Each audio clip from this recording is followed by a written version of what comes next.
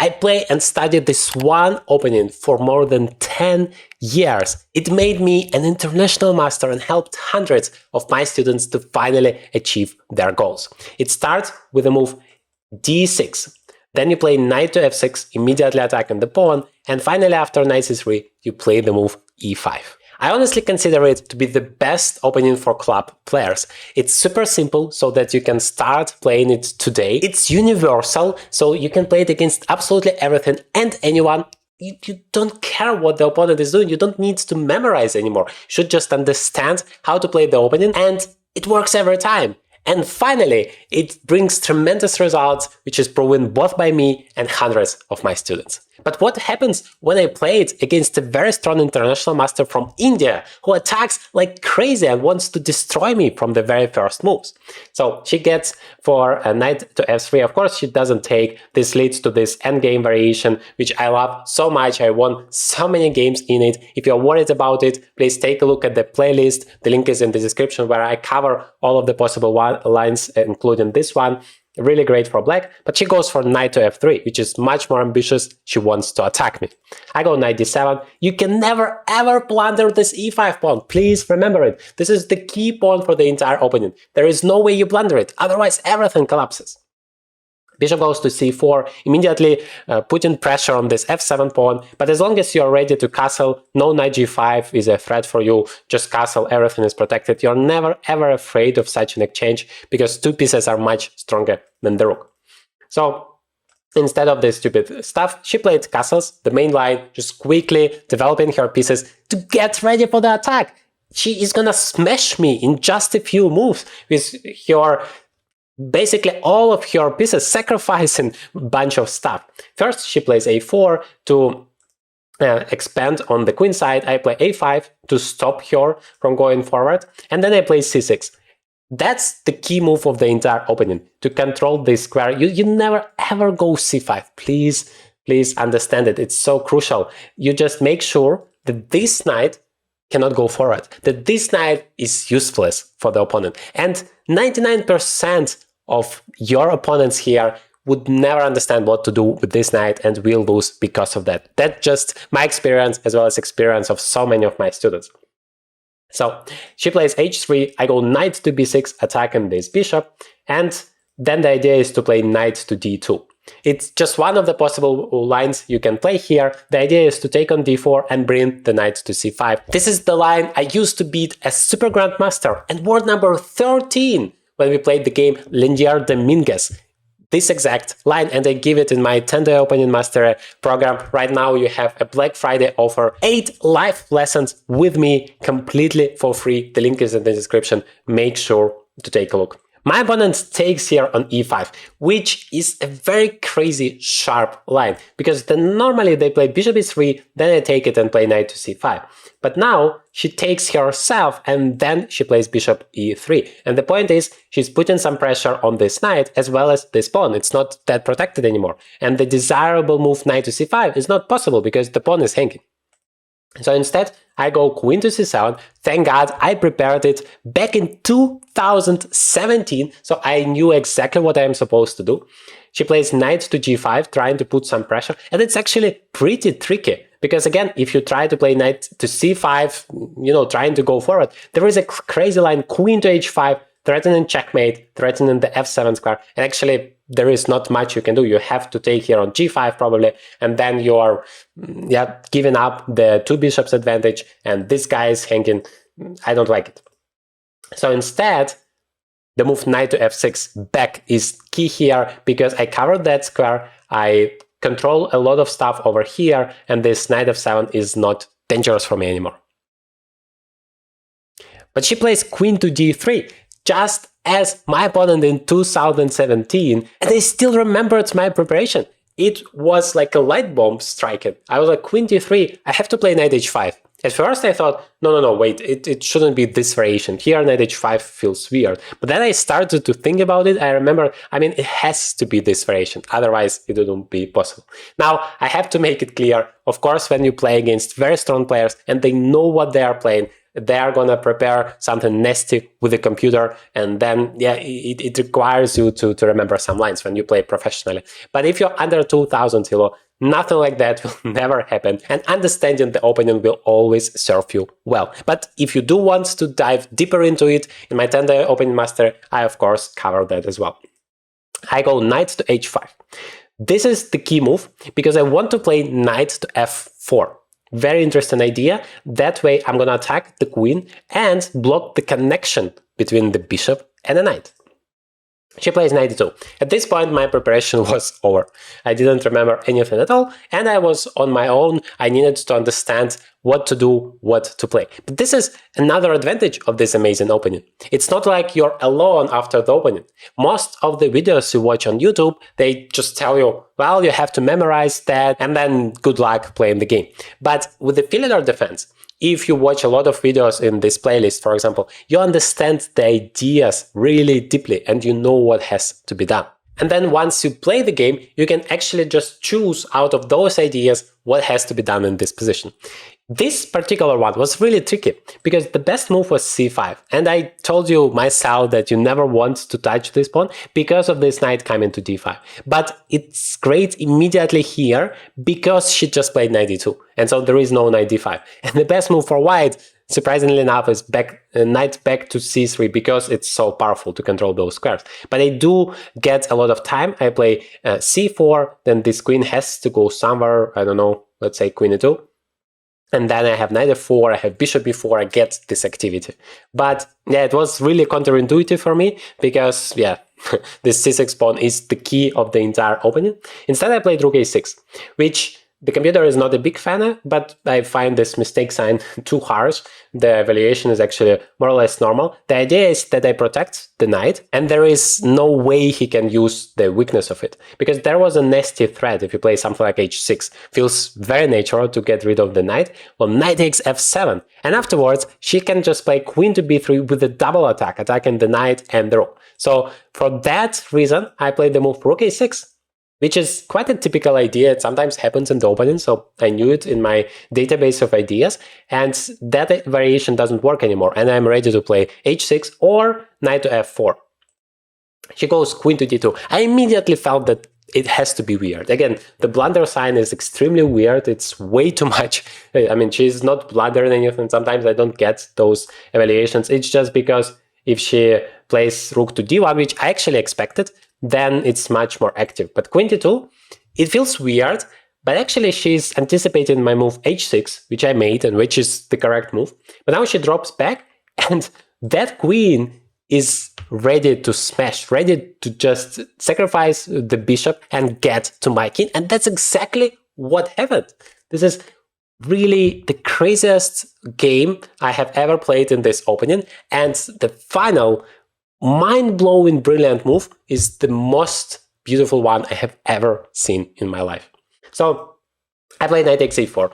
After the game, my opponent told me that it was a very brave decision. But again, I knew that that is the idea of the opening. That is how this understanding helps me to take the right decisions. And I also wanted to combine everything I'm doing into the one strategic plan.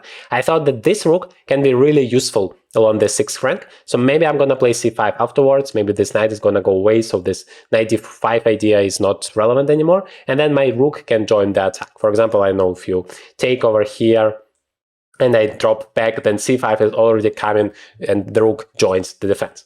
So it felt very logical. Of course, I have to point out that bishop takes f7 is possible for white. But it's not really dangerous for me. I'm just getting a pair of bishops. My rook is very active. I mean, that can never be bad for me. b5, and I'm much better. So I play knight takes a4, but she goes g4. And that is tough. Knight to f6, and she goes knight to g3. Just sacrificing the pawn, playing normally, but look at those pieces. Two knights, the bishop and queen, everybody is attacking or ready to attack my king. And those pawns are also coming forward. It's very important not to be like, oh my god, she's gonna checkmate me, I have to panic, I have to do something weird. In fact, the engine says it's just better for black, talking about the power of this opening, and I just should play b5 and ignore everything. Like, there is nothing you can do. What are you worried about, stupid human being? But of course, I was like wait a second, she can take here, she can bring both of the knights. There were so many variations that both of us needed to calculate. That was absolutely crazy. And in fact, it turns out this variation doesn't work for me, but instead of taking, I should just play c5, ignore that pawn, and enjoy my position here, saying that, what do you want from me? Yes, you took a pawn, who cares about the pawn? Anyway, I thought that's too much, and instead I played knight c5 because I also saved the knight, but at the same time, in some variations, I want to play either bishop e6 or knight e6, and that knight is very useful. She goes bishop takes h6, the first brilliant move of this game. And the idea, of course, if I take it, I'm gonna be in big trouble here. Queen takes, knight f5, knight g5, g5, g6, you name it, queen g6 at some point, thanks to this spin. This is so crazy. But instead, my idea was to play rook to d8. And I was deliberately waiting for this move because I actually thought that queen g5 is not possible. That was my mistake. I could have, of course, played a rook to d8 over here to provoke queen c1. But actually, it doesn't really change much. This bishop h6 is still coming. Instead, I played it here, and I thought that queen g5 fails on the account of knight to e8, which I made. But unfortunately, she doesn't have to go backwards. If she goes backwards, then I thought it's a very good inclusion for me, and that's correct. Now I can just grab the bishop. Instead, she plays queen to h5 and attacks over here on f7, and it feels really dangerous.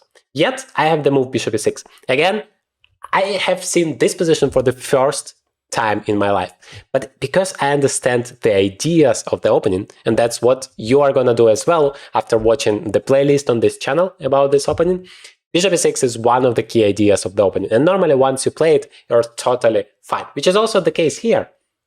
But my opponent is insistent on that attack and plays knight f5. And here, unfortunately, I did make a real mistake. Both me and my opponent thought it's completely the right move. Bishop to f6, the engine completely disagrees with it and thinks that it's a big mistake. And yeah, this is totally crazy. The right move was bishop takes a2, which on itself is, of course, make a lot of sense. But I thought she's gonna just checkmate me with something like bishop takes g7.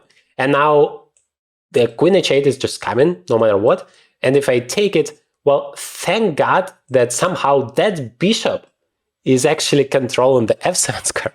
And that is why it's not an immediate checkmate. And if she takes, then I get time to like take her queen or something.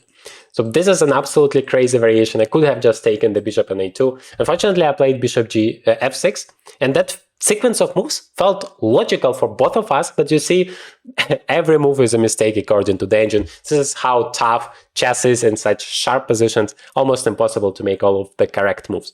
But I played g6 and bishop h8. Even that is not the best move. No, it's the best move. Even the computer is confused itself. It says it's a miss, but actually it's the best move according to himself. And now you will not believe what white played. It feels like the attack is stuck. I mean, this queen on h4 is not going anywhere.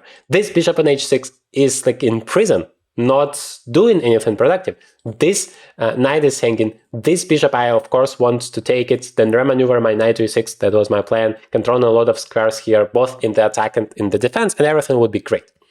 But another brilliant move from my opponent. Doesn't get the brilliant sign, but I consider it incredible. Bishop to f8. The idea is, of course, I cannot take it because of the checkmate. And this way, not only she activates the bishop, but also the queen is now very powerful, controlling so many squares. And she's creating a real threat. I'm just one move not in time. Like if I take here and she takes back, and that would be brilliant. I can just go back and defend that guy. Even that is not the best thing, because that knight on f5 is hanging. But unfortunately, this guy is also hanging. So I took on f5, she took on c5, now I take on e2. I thought the more pieces I exchange, the easier it's gonna be for me to stop all of those checkmating ideas. And that's true. This is one of the best defensive strategies in chess. Just exchange those attacking pieces. And then I played f4, which is, again, a mistake. The right thing is to take.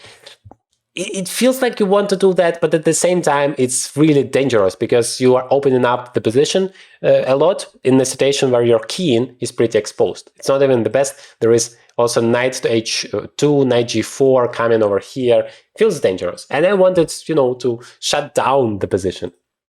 But what happened next is so crazy.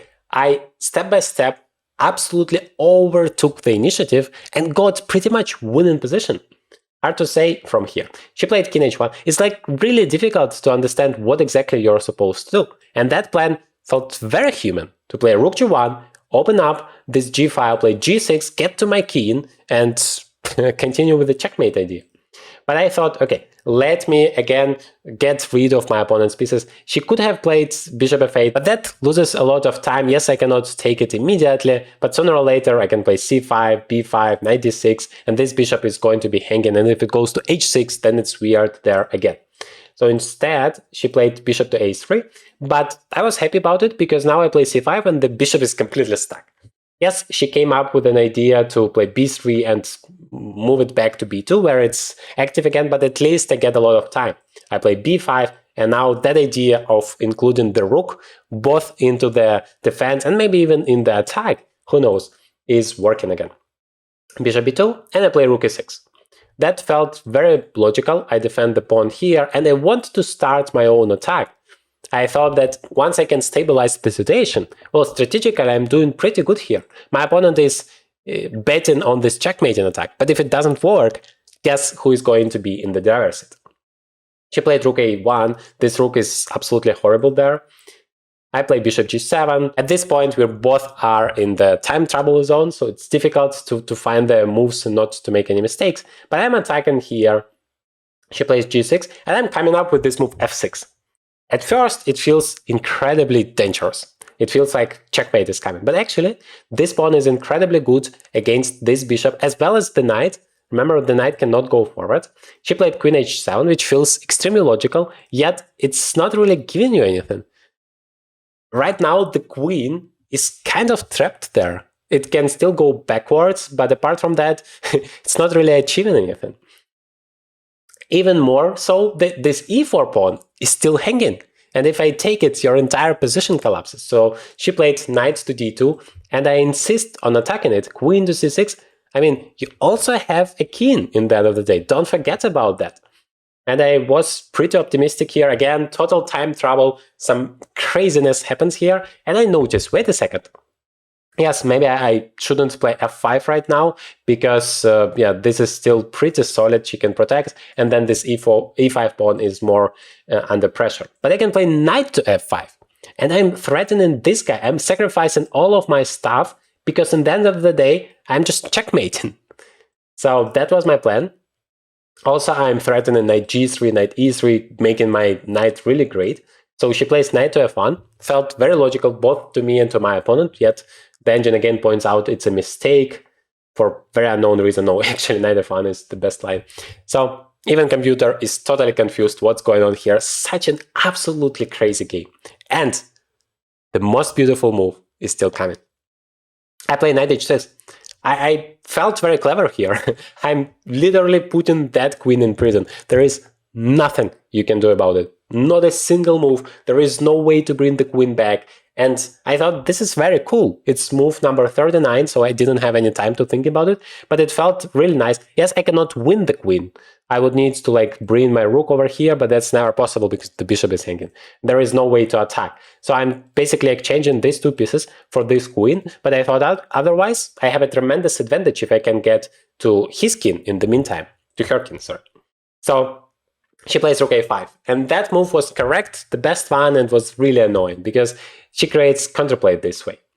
Yet still I needed to go forward. This is the last move to get the increment, the move number 40. After knight h2, I thought for a long time, and I knew the right idea. That is to play f5, and that's what I did. But after rook e1, it was so essential for me to take the pawn on e4, and I wanted to take it, and somehow I end up not doing it. This is so stupid. Sometimes the intuition tells you the correct move in the first seconds. That happens so often, and that's the correct thing.